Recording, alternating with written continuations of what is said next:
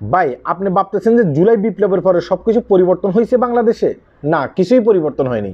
শুধুমাত্র কি পরিবর্তন হয়েছে জানেন? আগে আমরা বহুত বছর পর্যন্ত একজন মহিলা প্রধানমন্ত্রী পাইতাম সব সময়, আর এখন পাইছি কি একজন পুরুষ প্রধানমন্ত্রী পাইছি।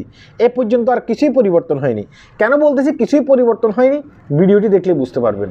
দেখেন, চট্টগ্রাম আনোয়ারাতে একটা হসপিটালে এমপি সাহেব যাবে। ওখানকার যে এমপি সাহেব আছে তিনি যাবেন। কেন যাবেন? কারণ তার কাছে একটা অভিযোগ আছে যে তার যে নেতাকর্মীরা আছে না, নেতাকর্মীরা ইলেকশনের সময় অনেকে আহত হয়েছে। এই আহত নেতাকর্মীদেরকে দেখার জন্য চট্টগ্রাম আনোয়ারা হসপিটালে যাবেন আপনার এমপি সাহেব। এই কথা নেতাকর্মীরা কিন্তু শুনছে আগে থেকেই, যেহেতু নেতাকর্মীদের সাথে একটা লিঙ্ক আছে, এই কারণে নেতাকর্মীরা কিন্তু আগে থেকে জানে। এই নেতাকর্মীরা কি করছে, হসপিটালে গিয়ে সমস্ত রুগীদেরকে সেখান থেকে বাইর করে দিছে। কারণ তারা জানে যে তাদের নেতা আসবে। সমস্ত রুগীদেরকে তারা সেখান থেকে বাইর করে দিয়ে ওই বেডগুলোতে ওই নেতাকর্মীরা শুয়ে গেছে। এখন সেখানে এমপি সাহেব গেছে, এমপি সাহেব গিয়ে তাদেরকে দেখছে, ভালো করে যাচাই বাছাই করলো, এরা আমার নেতা, ইলেকশনের সময় ওরা অনেক কষ্ট করছে আমার জন্য। এই যে দেখাশোনার পরে কি করলো, এমপি সাহেব বার হয়ে চলে আসলো। এমপি সাহেব যখন বার হয়ে চলে আসছে, পরবর্তীতে এই নেতাকর্মীরাও কিন্তু সাথে সাথে বের হয়ে চলে গেছে। পরে কিছু সাংবাদিক আছে না, যেসব সাংবাদিকগুলো খবরের পিছনের খবরগুলো সংগ্রহ করতে চায়, এইসব সাংবাদিকগুলো যাই দেখে যে সেখানে একজন নেতাকর্মীও নাই। তখন হসপিটালের কর্তৃপক্ষকে জিজ্ঞাসা করছে যে এই যে কিছুক্ষণ আগে এখানে অনেকগুলো আহত নেতাকর্মী ছিল, এই নেতাকর্মীগুলো কোথায় গেছিল? বলছে যে তারা সকালবেলা এসে ভর্তি হয়েছে, তাদের এমপি সাহেবকে দেখাইছে, তারা রুগী, এমপি চলে যাওয়ার পিছন দিয়ে তারা চলে গেছে।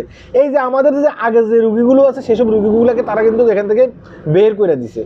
অর্থাৎ বিষয়টা কি বুঝতে পারছেন? বিষয়টা হচ্ছে যে নেতাকর্মীরা শুধুমাত্র তাদের যে এমপি বাবা আছে, এমপি বাবার সামনে নিজেকে একটু প্রকাশ করার জন্য তারা এই এমপির ইলেকশনে অনেক কিছু করতে গিয়ে তারা আহত হয়েছে, নিজেকে প্রকাশ করার জন্য এই হসপিটালের বেড়ে এসে শুয়েছে। যেন হসপিটালে যখন এমপি সাহেব আসবে, এমপি সাহেব আসার পরে দেখবে যে তার নেতাকর্মীরা তার কাজের জন্য অনেক কষ্ট করছে, অনেক আহত হয়েছে। হ্যাঁ, এটা যেন দেখে পরবর্তীতে এই এমপি সাহেব তাদেরকে এমপি সাহেবের পাশে রাখে। এই ধরনের চিন্তা ভাবনা নিয়ে এই নেতাকর্মীরা এই কাজ করছে। সাংবাদিক যখন এই এমপি সাহেবকে জিজ্ঞাসা করছে যে আপনার নেতাকর্মীরা তো এভাবে বের হয়ে চলে গেছে, তারা যদি বের হয়ে চলে যায় তখন আমি কি করবো? আর আমি তো সেটা জানি না। মানে তিনি কিছুই জানেন না, তিনি বাদাম মাছটা উল্টিয়ে খেতে জানেন না, তিনি এগুলো কিছুই জানতেন না।